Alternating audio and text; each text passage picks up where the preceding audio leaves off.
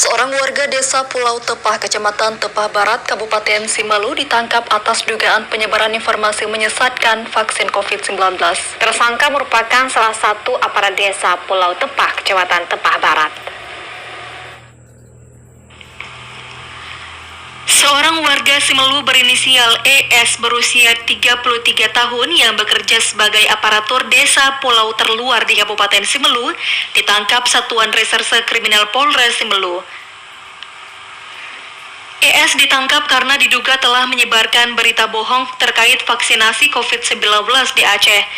Tersangka ES dalam akun Facebooknya menuliskan bahwa rakyat Aceh menolak untuk divaksin. Tidak hanya itu, di akun media sosialnya, ES juga menulis jika vaksin COVID-19 banyak mudarat dan bertentangan dengan syariat Islam. Atas dasar cuitan inilah Kapolres Melu AKBP Agung Surya Prabowo memerintahkan jajarannya untuk menangkap tersangka di Pulau Tepah dengan jarak tempuh sekitar 3 jam perjalanan. Kapolres menambahkan apa yang dilakukan ES ini sangat berbahaya dan sangat meresahkan masyarakat terkait vaksin COVID-19 dan dapat memecah belah masyarakat. Ada seseorang yang menyebarkan berita bohong atas nama ES, jadi umurnya 33 tahun, wira swasta, dan yang bersangkutan juga sebagai perangkat desa dengan jabatannya Kasih Kesejahteraan Desa Pulau Tepah ataupun Kecamatan Tepah Barat.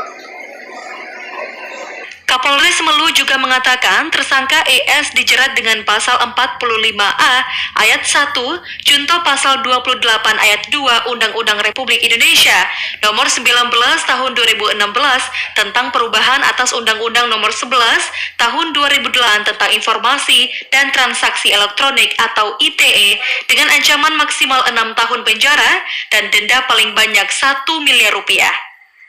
Dari Semelu, Kadri Amin, TVRI melaporkan.